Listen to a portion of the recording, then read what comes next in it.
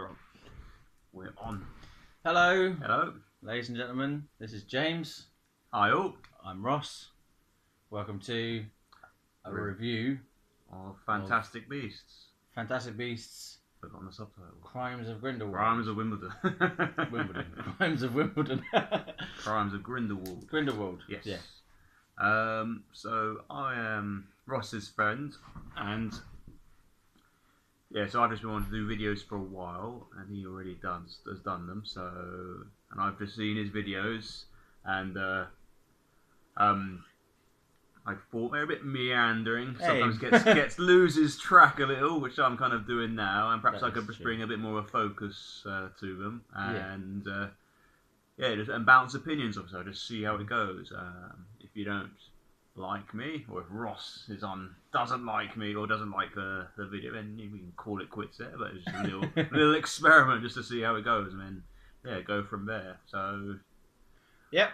So we're going to talk about Fantastic Beasts, not and where to find them, just Fantastic Beasts: Crimes of Grindelwald. Yeah. We just went to see it. Sequel of the previous one. That's how sequels tend to go. Alright, so what do we think? I'll say something. I was bored and there were too many characters. What do you think, James? It was okay. I suppose I went into it knowing nothing at all. I read all the books, watched the previous film, watched all the films, so I knew all of that, but I didn't read any reviews about it at all. So I went in with that mindset, and I suppose it's a middle one, isn't it? I didn't realise that. It's a middle film of a trilogy. Yeah. So, well, if you see that, you can go with that expectation. So you're not going to get any conclusions to. No, nothing's going to happen. Basically, you could argue that about this film. Yeah. Are we going to go into spoilers now, or more interesting we talk about spoilers? Yeah. To us, at least. Yeah, let's put a spoiler alert. A spoiler from here on out. But then again, not very much happens. So. I don't think there is anything to spoil. I think there's nothing because sometimes we have spoilers as in people are wondering about major details that they want to hear, or they're afraid that, in big series like this, the Harry Potter world, there are going to be things that are spoilers for people. But for me, there weren't spoilers, as in the various different identities of people and stuff like that. Yeah. Well, there's one big twist at the end. We'll get to that later. Yeah. That is a revelation. But no, so you read the books as well, haven't you? Yeah, I've read all the Harry Potter books. I haven't read the Fantastic Beasts books. Because they're not even. There's one Fantastic Beast book, isn't it? Okay. It's like a sort of manual. I can explain that. So that's just a catalogue of animals. Yeah. That's quite interesting. So I'm sure I have read that. Yeah. You have? You have. Yeah, you can read it in a day. Right. Even shorter. It's a bit like Flanimals, but like J.K. Rowling and stuff. Yeah. That just catalogues all the beasts around the various worlds, and I'm sure if you read that, you would see, that's that beast, but I haven't read in years. Okay. So you didn't actually recognise any of them as such. Actually, I remember, in that first one, there's that rhino thing with the exploding horn. That's in it. I remember that. So that was very distinctive.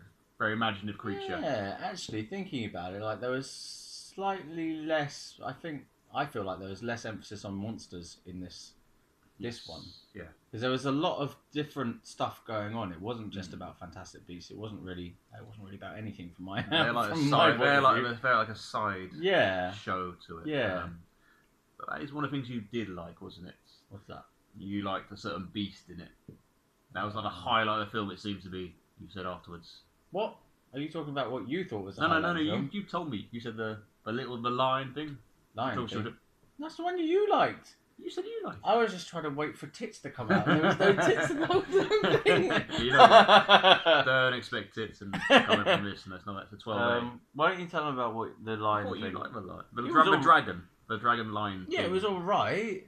It wasn't my highlight of the thing. Okay. Yeah. I thought it was. My highlight of the thing was probably the blue flame dragon thing. At the end. Okay. Yeah, blue flame versus yellow. I suppose we can talk about.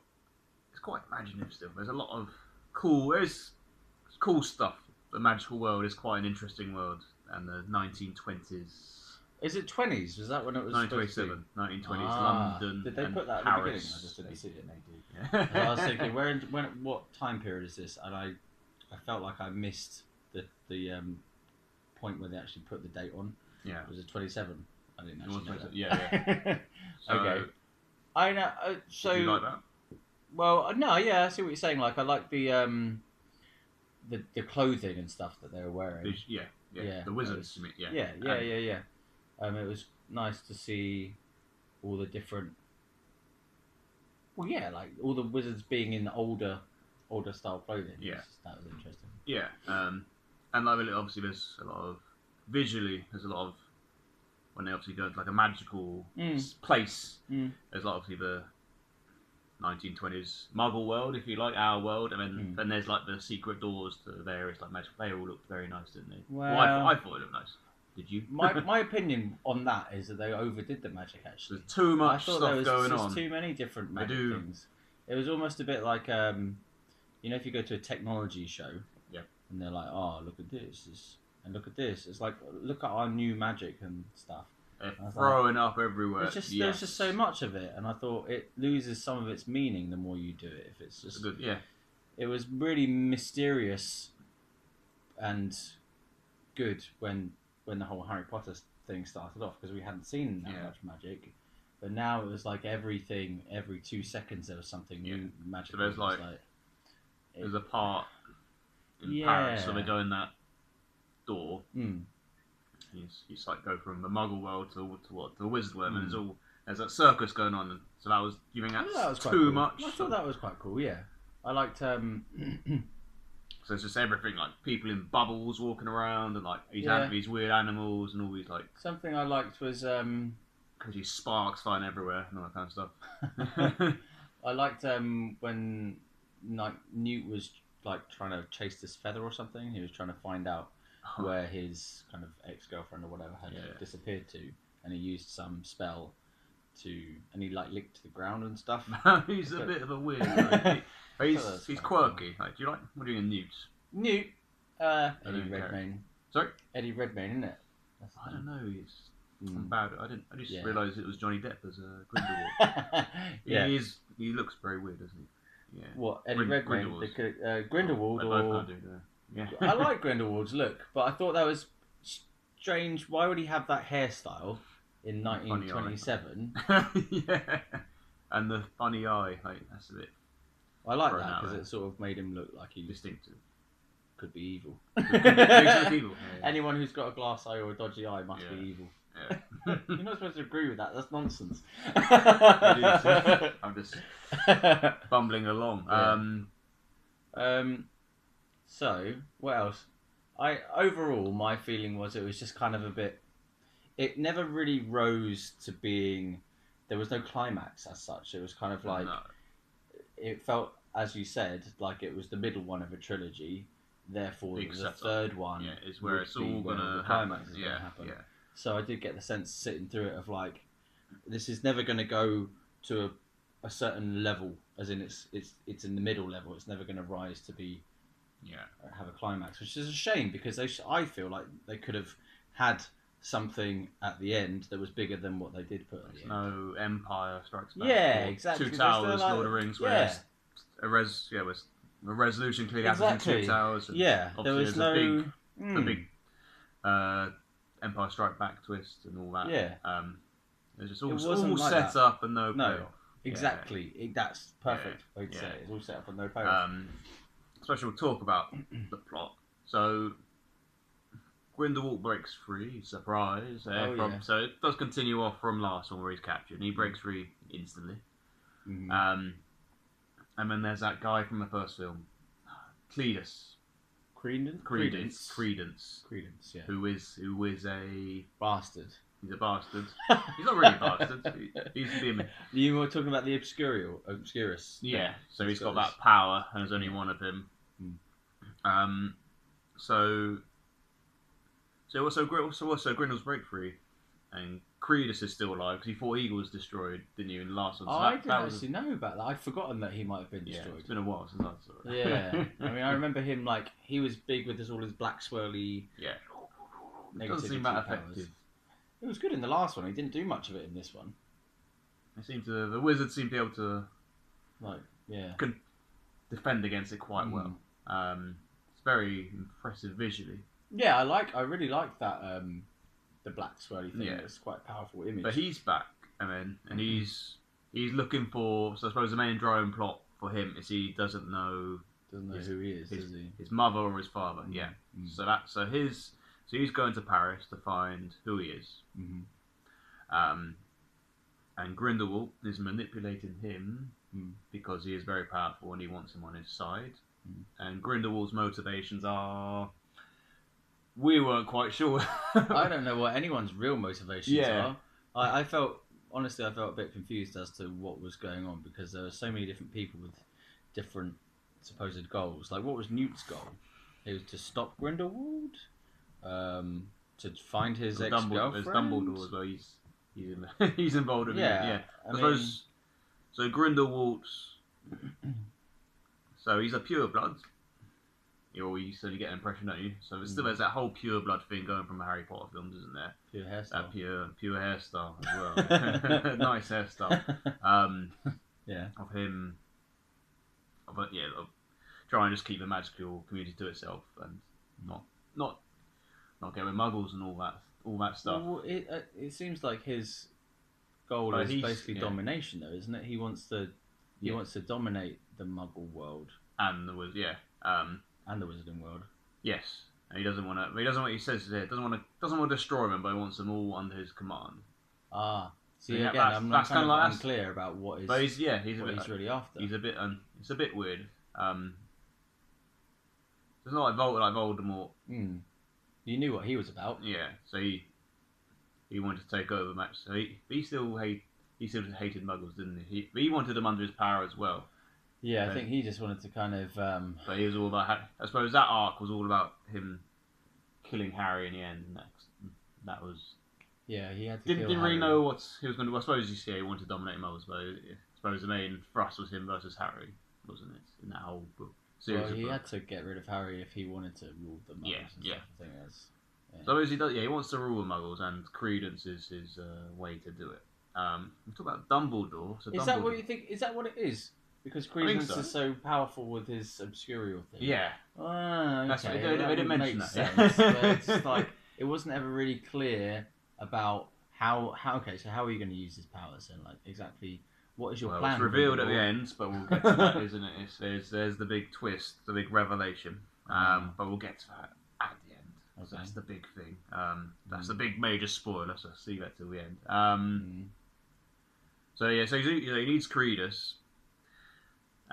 Credence, sorry. So he needs Credence as a weapon. Yeah.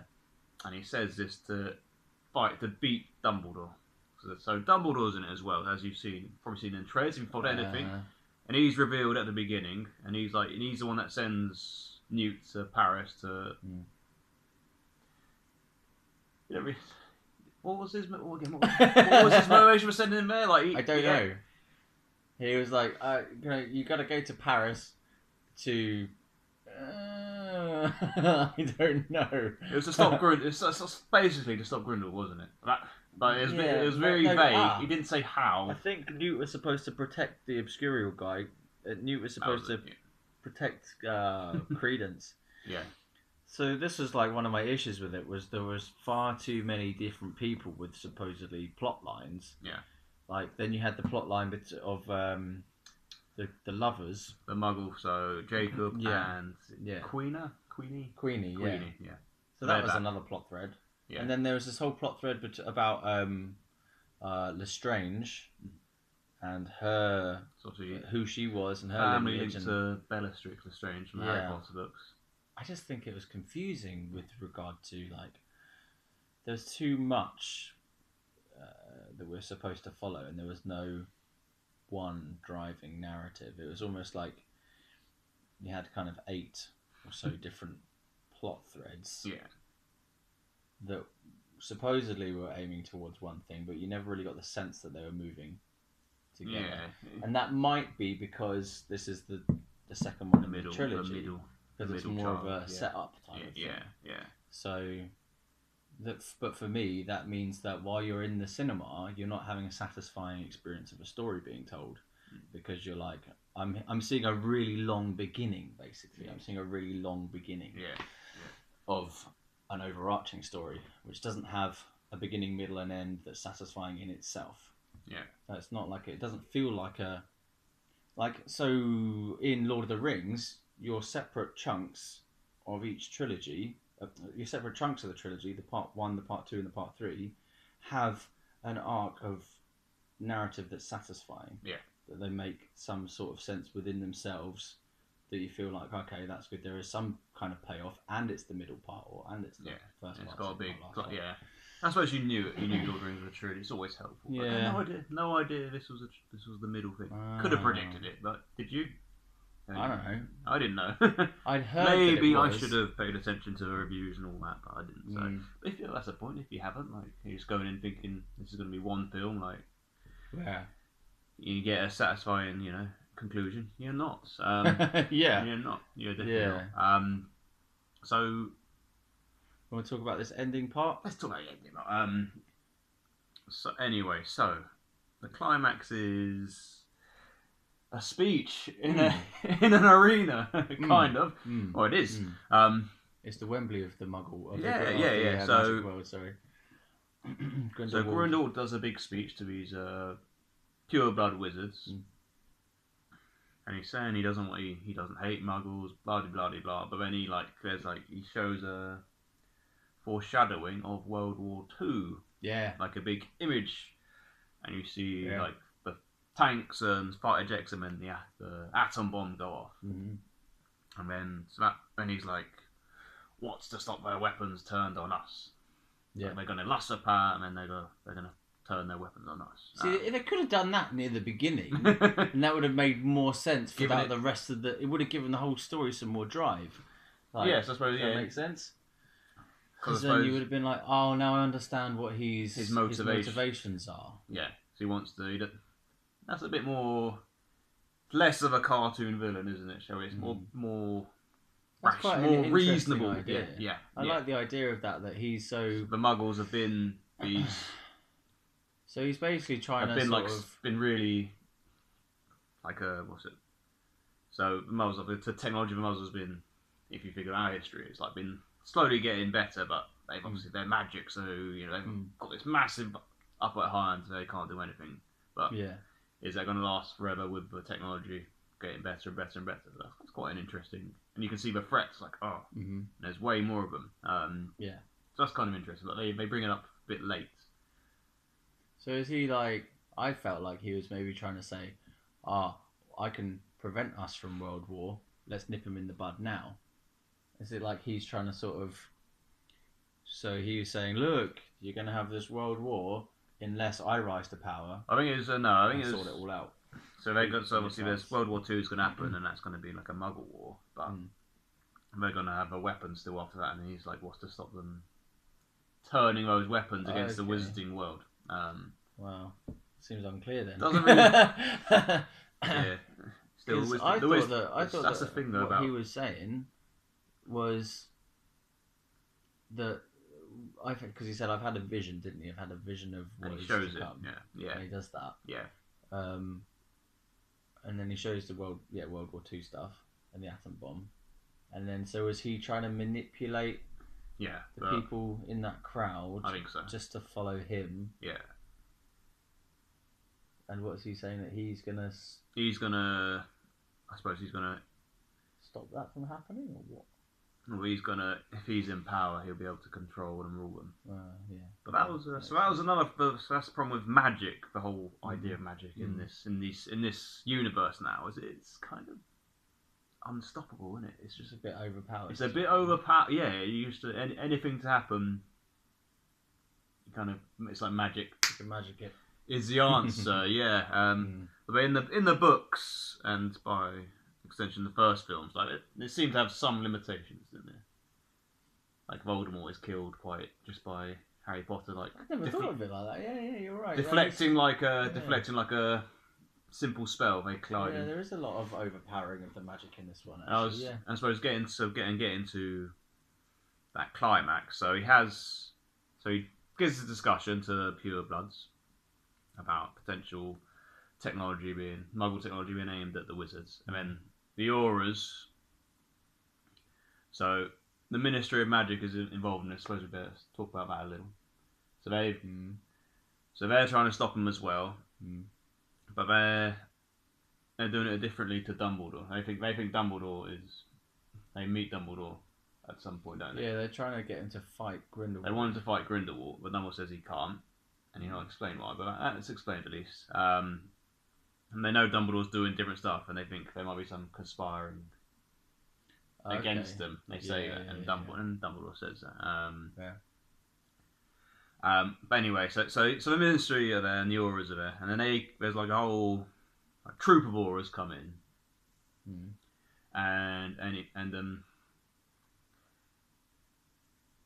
and one of the pureblood wizards tries to kill the aura, kill it all, go for an aura, but the aura kills her.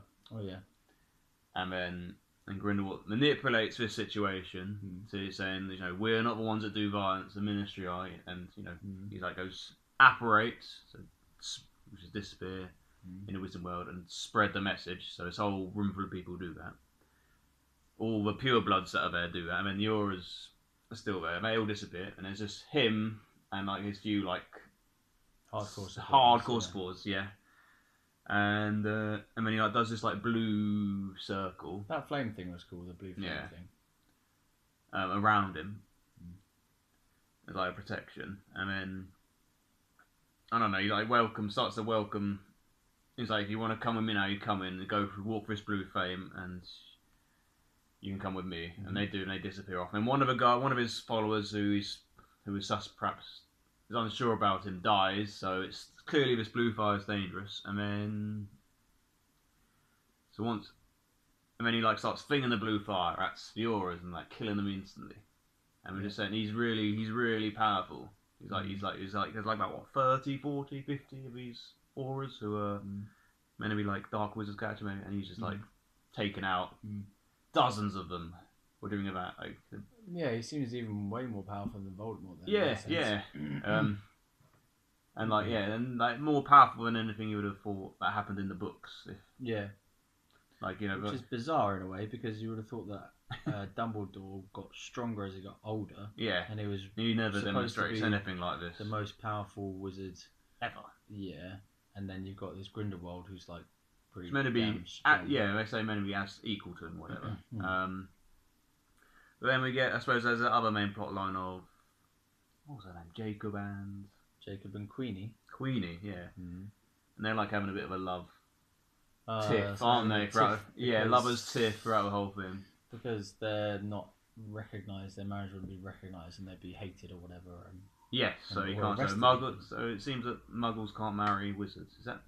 That's the impression you get? Like that is the law. That's the law at the moment. It seems to have changed in the Harry Potter books in the 90s, but that's the law at the moment. And she goes to his side, which you thought was a bit out of character, didn't you? Yeah, I didn't really think it was believable. Because her whole point was that she loved her fat little friend. Yeah. And she wanted to marry him. And then originally she was pleased with Grindelwald because he was saying that, okay, well, we'll allow you to marry. Yeah.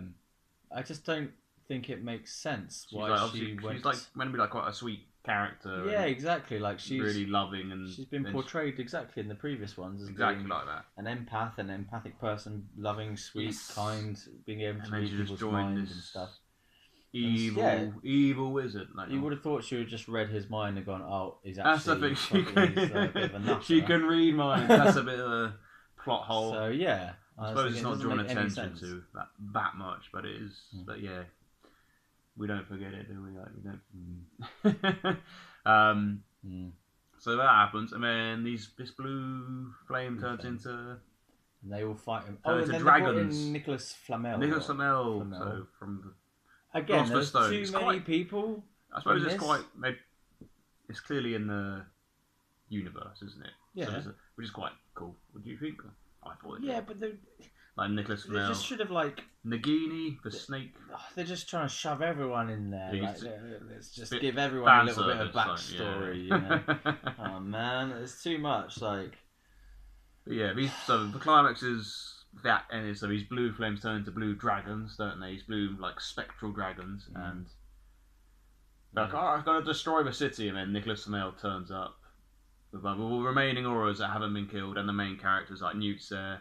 That's so Newt's. Oh, we'll get to what he does. He's like his like main thing that makes, I suppose, the movie. What does he do? We'll get to that. But he's there. I can't remember. Anyway, and they like put all ones in the ground, and anyway, they stop these blue dragons from destroying Paris. Yeah. So we're talking about Newt this whole time, and he's not done anything relevant yet, has he? I think he had more of a role. The first film was definitely about him. Yeah. The second film was kind of about everyone a little bit, but not him per se. He's kind of like following Credence. I got it right now. Credence. Yeah. We'll talk about his plot line in a bit. I mean, it started off being about him and his plot line, and then it just more and more people start getting added into the mix, and different things happening. And he's got a little love story as well with that. Oh yeah, this is meant to be a 10-minute video. There's so much going in, and we've like still loads. How long has it gone? 6 minutes. Wow, we've rambled. Yeah, because I suppose there's so many, and I'm still thinking there's a bunch of stuff we've missed, isn't it? So well, I don't think the whole point is to tell the film. No, but tell the whole film to them. It's like it's a review. Well, it was meant to be a review, but it's more discussion of a film. So what were your favourite parts of the film? Favourite? Yeah. That wasn't really. I didn't have a moment. Really. No moment. I What memorable moments? Like anything strong? The lion dog thing.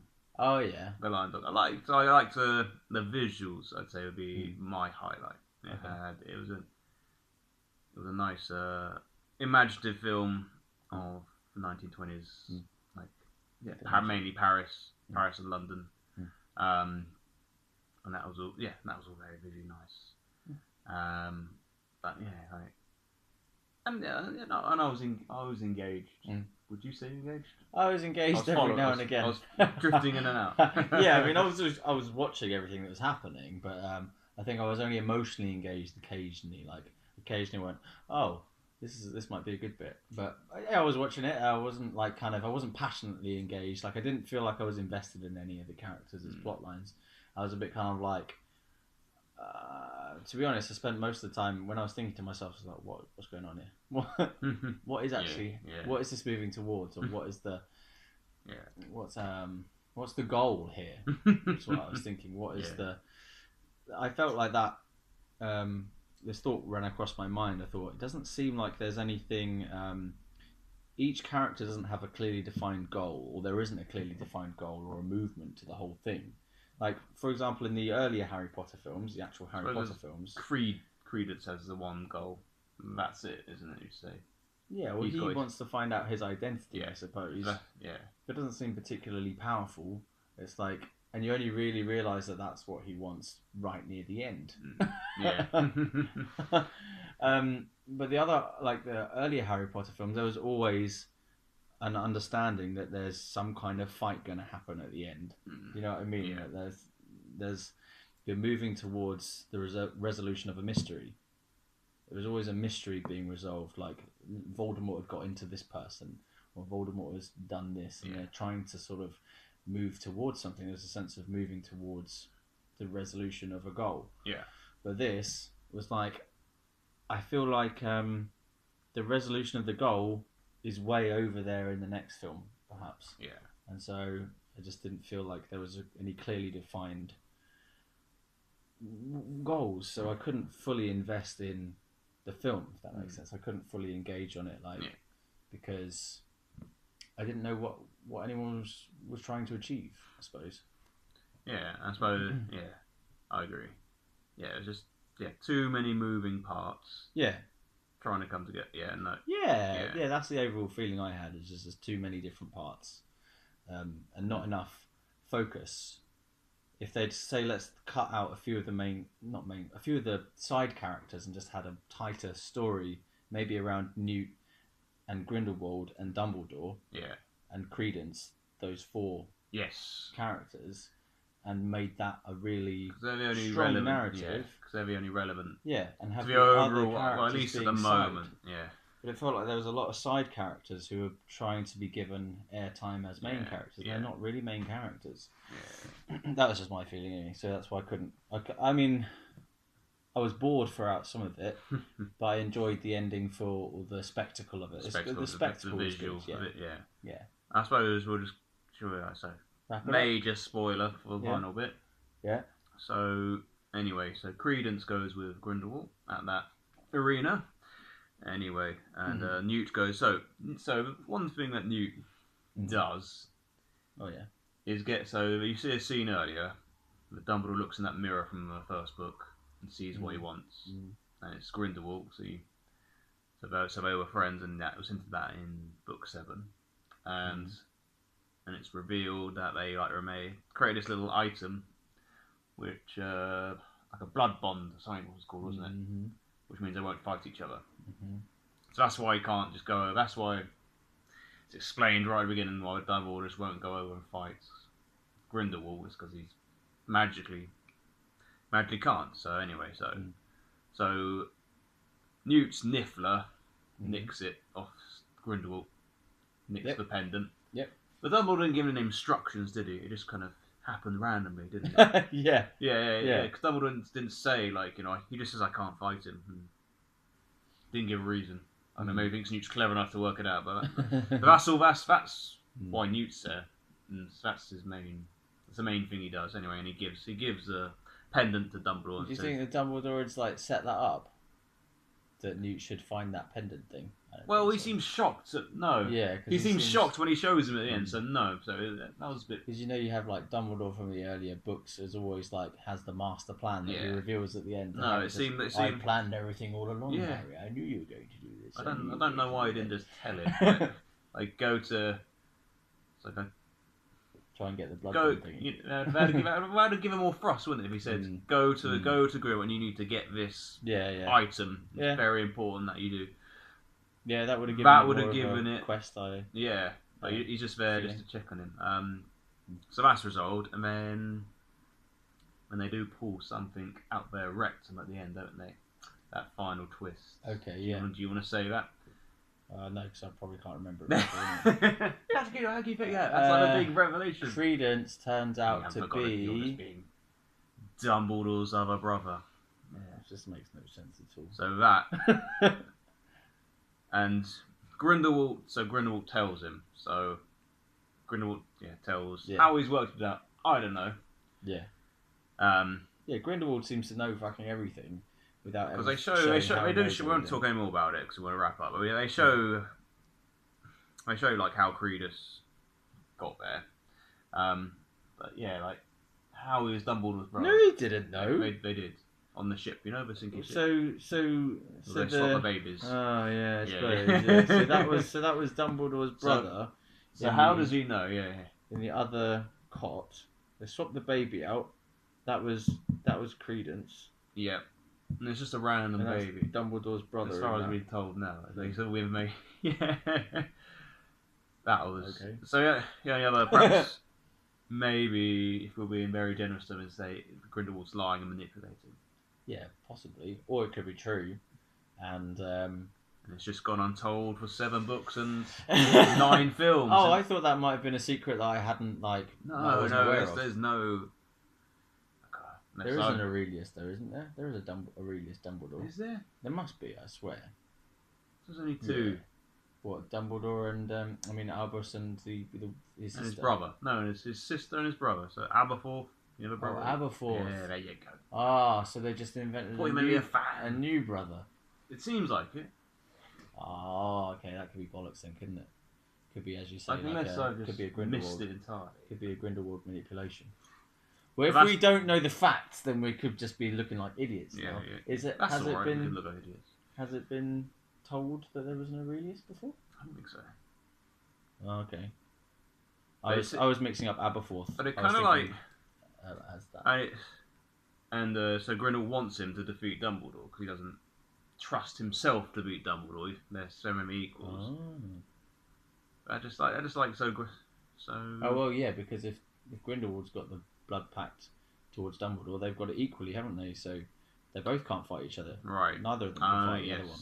That makes sense. So he would have to use someone else.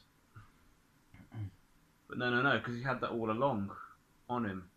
Yeah. So he could just destroy. I suppose he expected to keep it on him, and he needs someone else to destroy it. Then. Oh, maybe he'll use Credence to destroy that thing then. But Dumbledore's got it now. He's got it now. Oh, yeah. Fuck it. All right. So overall, marks out of 10. What would you say, James? 5 or 6. Yeah, I'd say probably 4. 4. Go. Just because I just don't go feel... into main thing. Go into it knowing it's the middle film. Actually, maybe 5 because it's not terrible. It's just a bit boring. Yeah, I think. it's not. Yeah, it's not that. I was engaged.